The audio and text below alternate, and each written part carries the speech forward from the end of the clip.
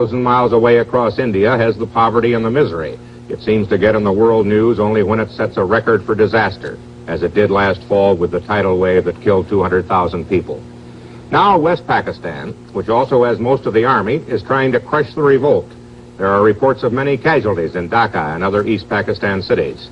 Americans reaching the U.S. consulate in Dhaka say that the army is using full force, including tanks, throughout the country. The revolt came after a final breakdown of talks for which Pakistan President Yahya Khan went to East Pakistan. The background of today's Declaration of Independence now, from Ted Koppel in Dhaka. As far as the people of East Pakistan are concerned, the central issue has never been in doubt. They have been treated, they feel, as though their country were a colony of West Pakistan. In last December's general election, East Pakistan's Awami League won an absolute majority in the National Assembly. The Assembly was due to convene on March 3rd. It would draft a new constitution. Given a majority voice in the new Assembly, things would be different for East Pakistan. But the Assembly never met. Under pressure from West Pakistan's political leader, Ali Bhutto, President Yahya Khan postponed the Assembly to 3 weeks. Under the leadership of Sheikh Mujibur Rahman, the Bengalis took to the streets. The situation became so critical that President Yahya himself flew here to Dhaka to meet personally with the Sheikh. The meetings were so private that no member of the press has yet seen or photographed the two men together.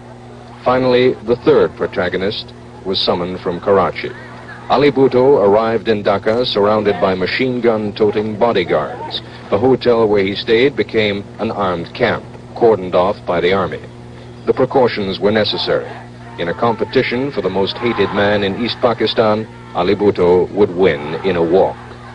Within 24 hours of Bhutto's arrival in Dhaka, President Yahya postponed the National Assembly yet again, this time indefinitely. The Bengalis used the occasion to proclaim a kind of de facto independence.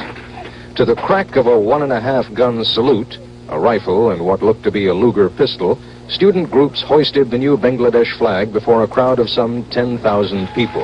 But the Bengali people have tasted the influence of their own numbers. Sheikh Mujib's rhetoric and their own slogans have convinced them that compromise is tantamount to surrender.